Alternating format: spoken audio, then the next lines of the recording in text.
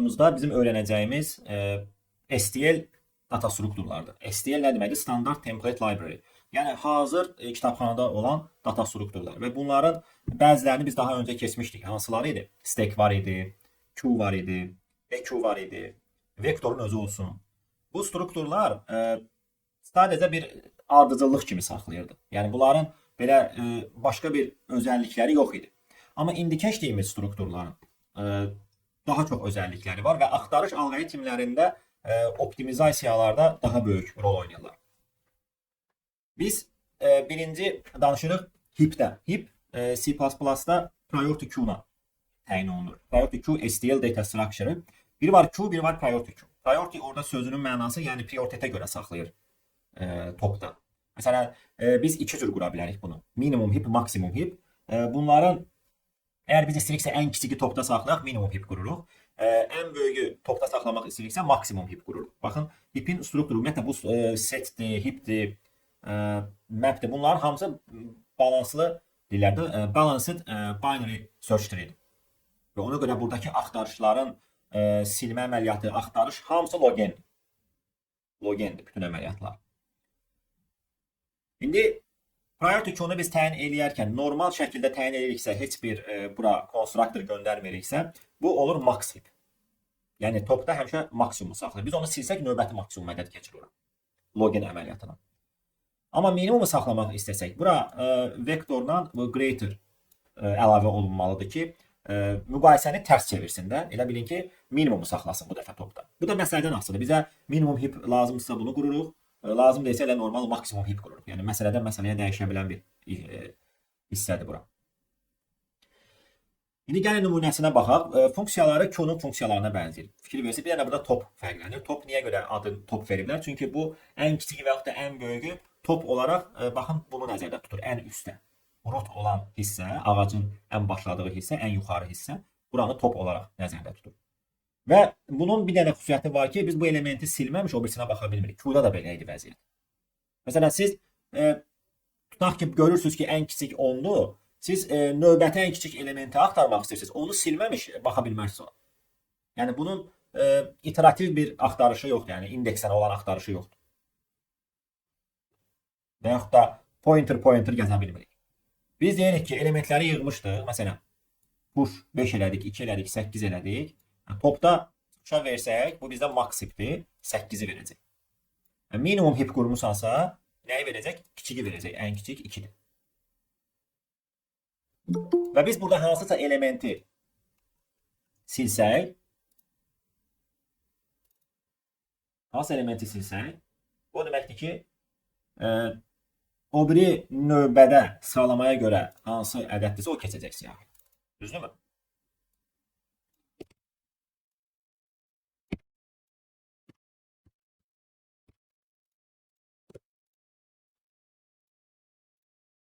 Məsələn, baxın.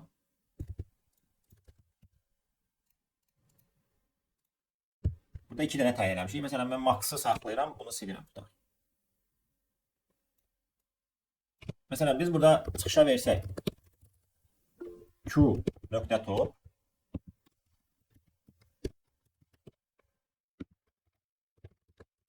nə veriləcək? Ən böyük hansıdırsa o. Bura qədər siyahıda ən böyük hansıdırsa o. 8. Əgər biz bunu silsək və yenidən topu çıxışa versək, neçə veriləcək? 5. Bəli. Yəni bunu silməmiş biz o birisinə baxa bilməzdik.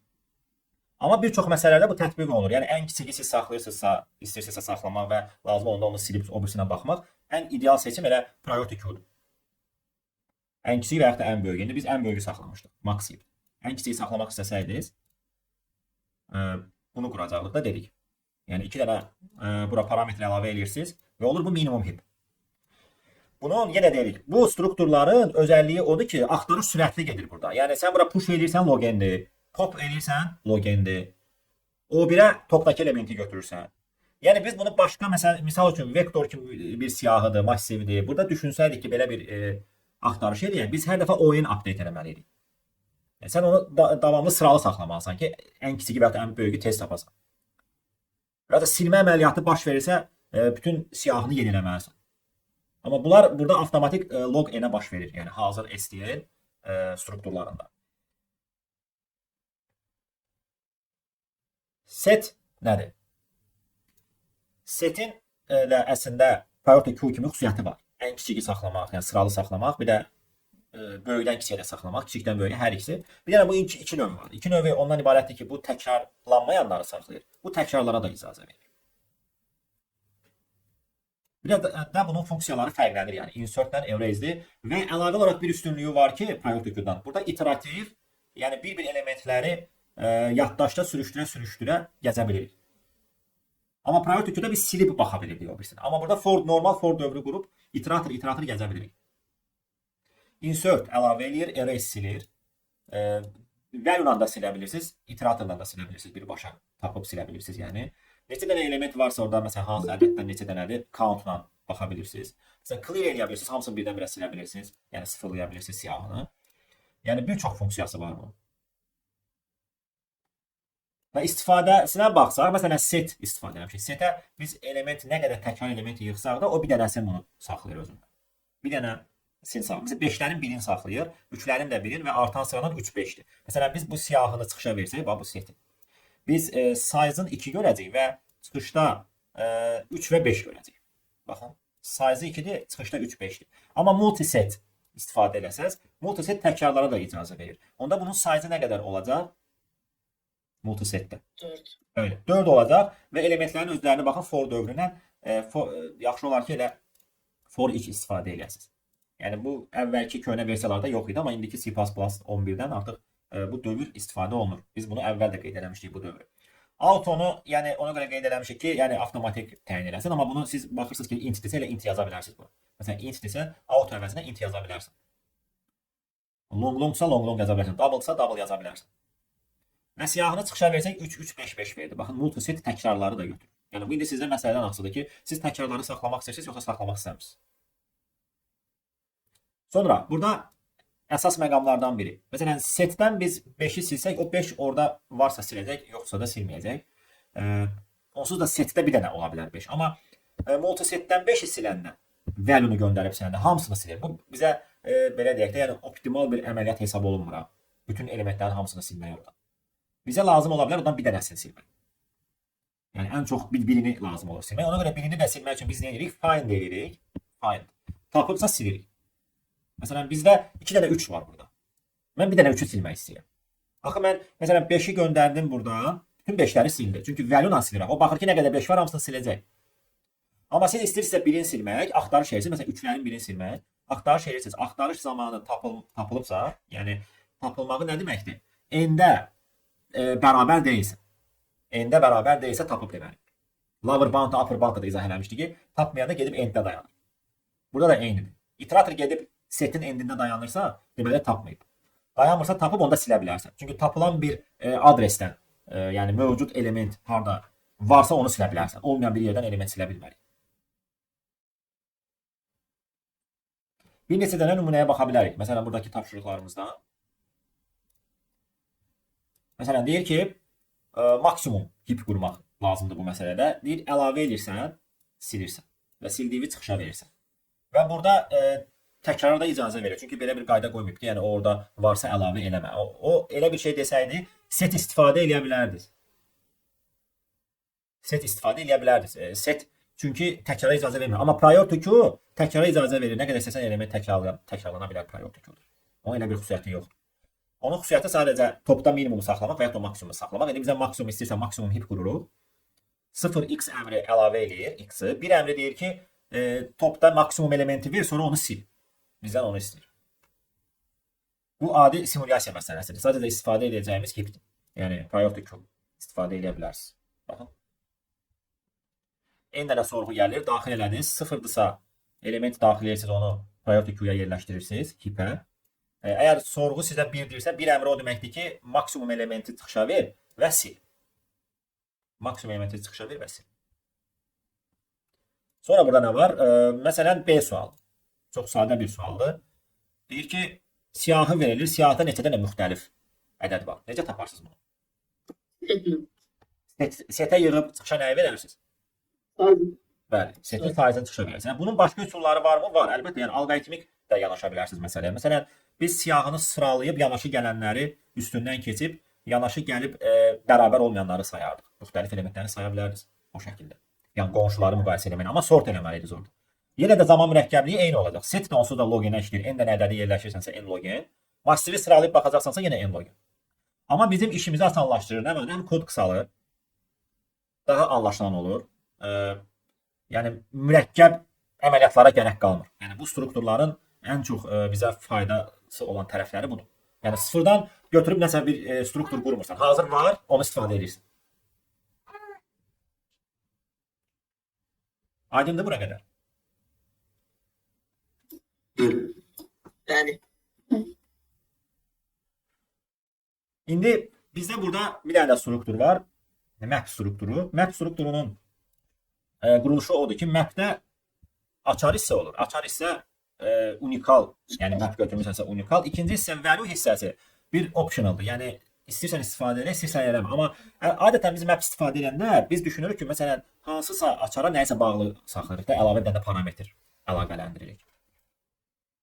Yəni bu məntiqlə istifadə edirik. Məsələn, mapə bir dənə belə bir nümunə verə bilərik. Tutaq ki, sən siyahıda hər ədədindən neçə dənə olduğunu saxlamaq istəyirsən. Bilməksən ki, məsələn, x-dan neçə dənədir, y-dən neçə dənədir. Yəni sən açar olaraq x-i bura göndərib bunun yanında sayını saxlaya bilərsən. Yəni bu pair-ə bənzəyir, amma tam pair strukturu deyil. Çünki burada hər şey açara görə gedir. Yəni bu value hissəsinə görə heç nə oldu, baş vermir burada. Yəni silmə əməliyyatı açardır, insert açardır. Axtarış açara görədir. Hansı elementi gedib dəyişməksən açara görədir. Və maplə multimap sıralı saxlayacaq. Bunu setlə multiset də edirdi. Yəni bunlar da artan sayla saxlayırdı. Artan sayla saxlamadığı versiyaları adlarını bəzilərini deyək. Məsələn, unordered set var. Çox da istifadə eləmirik. Səbəb nədir? Çünki ən pis halda oyuna işləyir. Unordered set random memory-dən işləyir. Yəni axtarışı random eləyir. Bəzi hallarda sürətli ola bilər, o birə də tapa bilər. Amma average case-də o oyun. Unordered sıralamır. Ümumiyyətlə, hər hansı bir ardıcılıqla saxlayır. Hər hansı bir ardıcılıqla. Biz onu bilmirik. Yəni memory necə baş verirsə o şəkildə saxlayır. Biz istifadə edirik set, multiset, map. Niyə görə? Çünki bunlar sıralı olduğu üçün sıralı strukturlarda axtarış da sürətli gedir. Logen əməliyyatdır hamısında. İndi gəlin bu map haqqında nümunələrə baxaq. Məsələn, tutaq ki, map'in ümumiyyətlə açar hissəsinə string verib value hissəsinə int də verə bilərsən. Bunu pair-də də eləyə bilirdik biz. Pair cütlük saxlayır da. Yəni o cütlük x, y olmasın, nə bilim ad soyad olsun və ya ad olsun, yanında yaşı olsun, integer götürə bilərsən. Elə bir məhdudiyyət yoxdur. Map'də də yoxdur bu. Amma map'də biz bura pair sözünü yazmırıq. Yəni buna diqqət edin. Map'in elə birbaşa təyin olunması iki dənə səndən atribut tələb eləyəcək. Və tutaq ki, adın qoydun M. bir dənə versək onu işləyəcək. İşləməyəcək. Value hissəsi lazımdır, mütləq olmalıdır. Map'in insert əməliyyatı necə ki setdə də, multisetdə də var idi. Məsələn, siz tutaq ki, deyirsiniz ki, məsələn, Davud məsələn 12. Yəni birinci hissəyə nə göndərməsə string, ikinci hissəyə ədəd göndərirsən. Map məsələn insert tutaq ki, Cavad 13. Bu indi fikir verəcəksiniz ki, məsələn siz ikinci dəfə bura eyni adı daxil eləsəniz. Baxın bu mötərizələrə diqqət edin. Məsələn, tutaq ki, Aysu, məsələn 15, insert nə yazaq?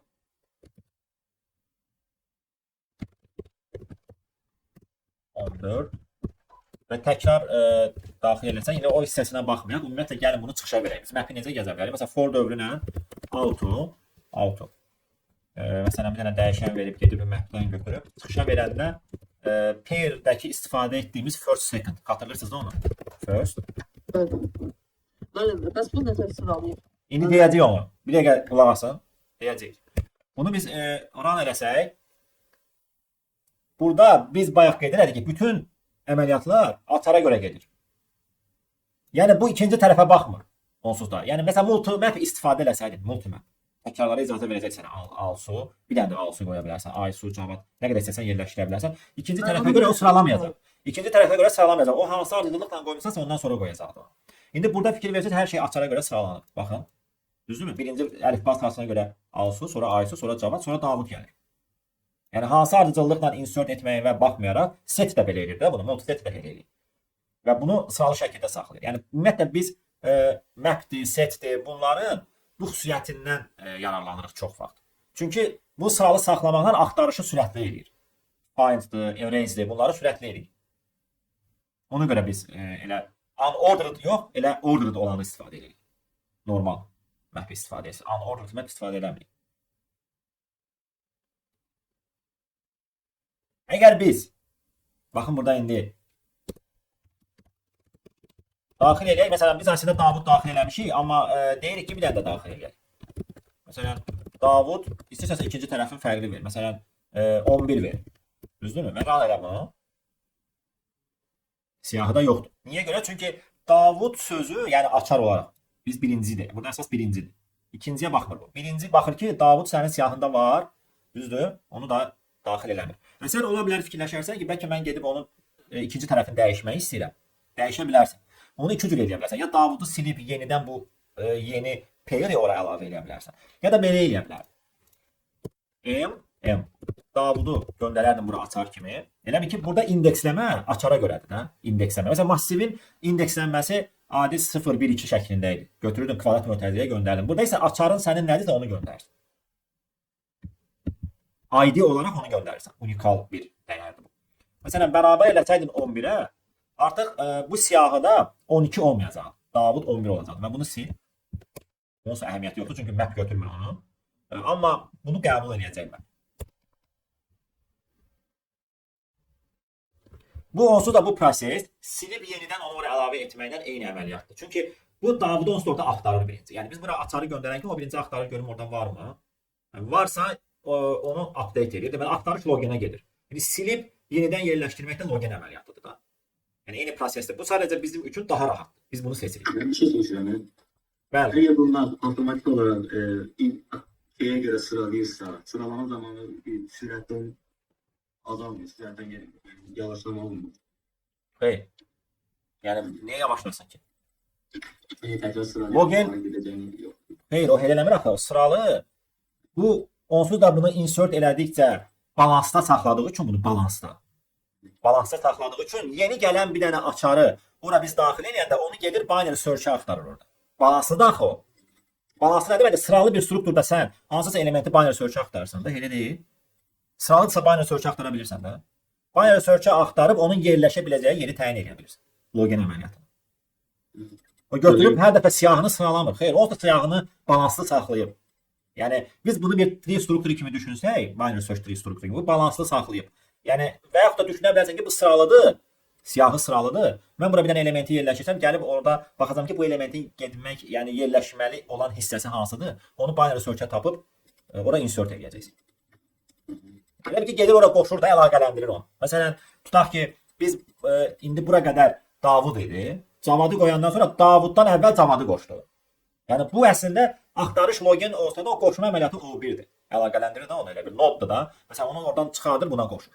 O1 əməliyyatı. Bu proses bu şəkildə gedir. Benim bu elementlerini de sıkışa vermeyin for auto ile başka yolu var.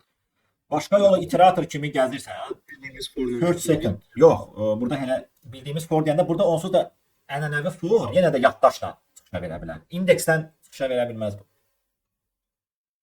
İndeksdən çıxışa verə bilməz. Bir dənə bunu eləyə bilərsiniz. Məsələn, tutaq ki, 2 dənə dəyişən verərsən, x, y. Birbaşa burada x, y verərsən bura. Yəni first second istifadə eləmək istəmirsiniz.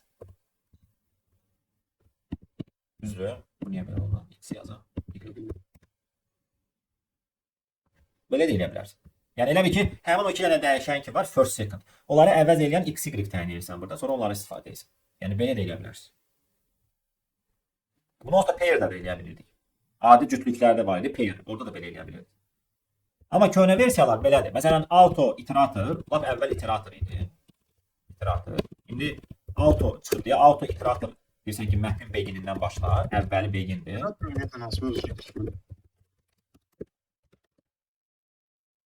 İterator, biz məsələn bu dərsdən qabaq binary search-da lower bound, upper bound keçmişdik. O bizə iterator qaytarırdı da əslində. qiymət qaytarmırdı ki.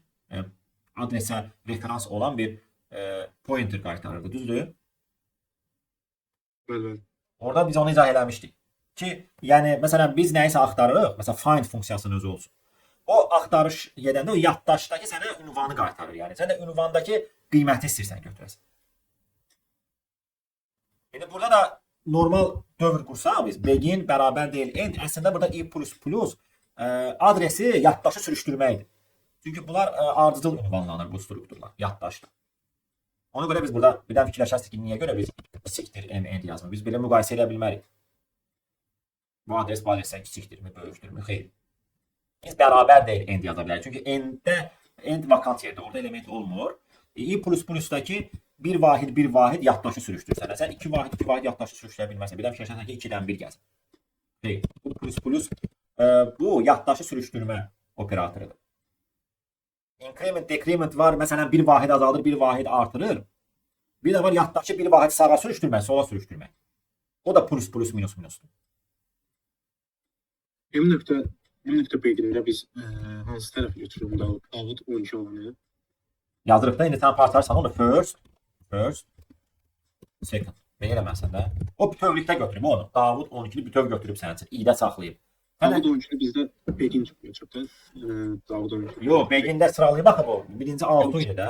İ bərabər M.B sıralayıb. Sıralayıb da bu. Məhz sıralayıb axı 6-dır da birincisi. Onda 6-14 i kimi gedir. İ kimi gedir. 6-14 bəli, bütövlükdə i kimi gedir. Və biz onun parçaları first second kimi baxır.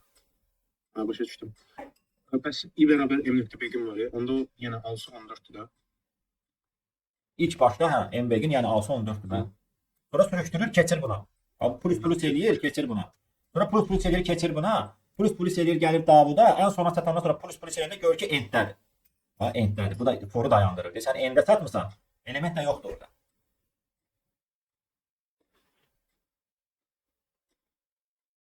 Çox effektiv tətbiqləri var mənim. İndi növbəti dərsimizdə tapşırıqları işləyirik, onu da rekord edərik. Çox maraqlı tapşırıqlarımız var. Amma daha da irəlidə mürəkkəb məsələlərə tətbiq edəcəyik biz bunları.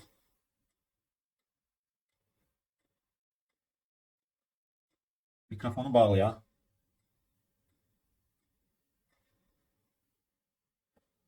Tapşırıqlar çox deyil. Yəni 10 dənə tapşırıqda əsas bu nədir? Burada bizim məqsədimiz ümumiyyətlə bunun metodlarını anlamaq, necə işlədiyini anlamaq, xüsusiyyətləri nədir? Biri sıralı saxlayır.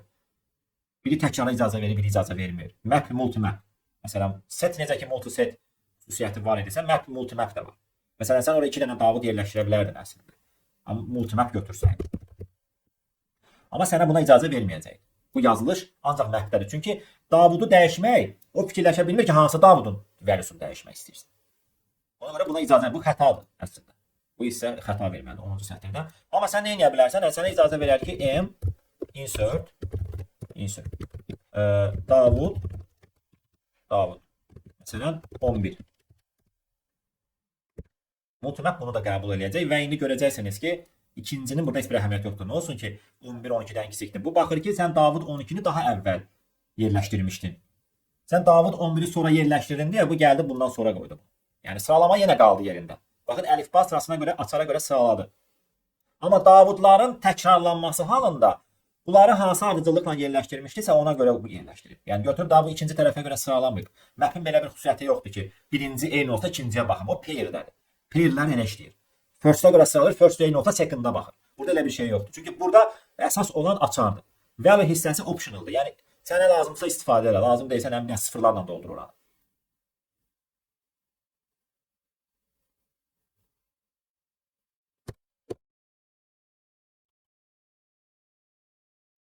Bu qədər. İndi bunun davamında görəcəksiniz policy based data structure var. Gələn dərsdə tapşırıqları izah edəndə bunu da izah edərik. Yəni bunun digərlərindən hansı bir xüsusiyyəti var? Çox işimizə yarayan bir strukturdur. Əsas xüsusiyyəti indekslə müraciət etməkdir. Baxın biz bunların heç birinə indekslə müraciət edə bilmirik. Yəni gedib məsələn K-cı yerdə duran ədəd hansıdır? Setdən götürə bilmərsən. Optimal şəkildə götürə bilmərsən. Gərək bir iteratoru sürüşdürüb gəlib K-ya çatasan. Və ya da mapdə K-cı yerdə duran hansıdır? Yəni bunların belə bir xüsusiyyəti yoxdur, amma policy based dediyimiz red black tree-nin daha da elə bilin ki biz elə bil ki irəliləşmiş forması da deyək. Təkmilləşdirilmiş versiyası. Bunlar da onsuz da Red Black Tree ilə işləyir. Yəni balanslı saxlayan Red Black Tree. Bir də var daha irəliləmiş hissəsi, təkmilləşdirilmiş, hansı ki ora sənə indeksə də icazə verir ki, kanuncu yerdə duranın login əməliyyatını tapasan. Bu indeksed set də deyirlər buna, ordered set də deyirlər. Yəni bu sadəcə adlandırılması belədir, amma təyin olunması daha mürəkkəbdir. Bu şəkildə təyin olunur. Baxın, ən sonda da o tapşırıqlardan birini ordered setlə, yəni indexed setlə izahını vermişik burada. Baxa bilərsiniz. Bunların hamısı STL data structure. Yəni bunun üçün sən sıfırdan götürüb struktur qurmursan. Hazır var, istifadə etməyi bacarmalısan ki, məsələləri tətbiq edəsən. Yəni əsas bunları düzgün şəkildə tətbiq etməkdir. Ona görə daha yaxşı olar ki, birinci bunların necə işlədiyini, metodlarını öyrənəsiniz. Və metodlarını öyrəndikcə tətbiq edəcəksiniz və o metodlar artıq sizdə oturuşacaq, yəni. Gedib daha axtarıb tapmayacaqsan ki, məsələn, priority queue necə təyin olunurdu, set necə təyin olunurdu. Bunları istifadə edədikcə baxmağa ehtiyac qalmayacaq. Mövzumuz bu qədər. Növbəti videomuzda, dərsimizdə tapşırıqları izah edərik. Yəni bu dərsin üzərində 2 saat dayanacaq biz.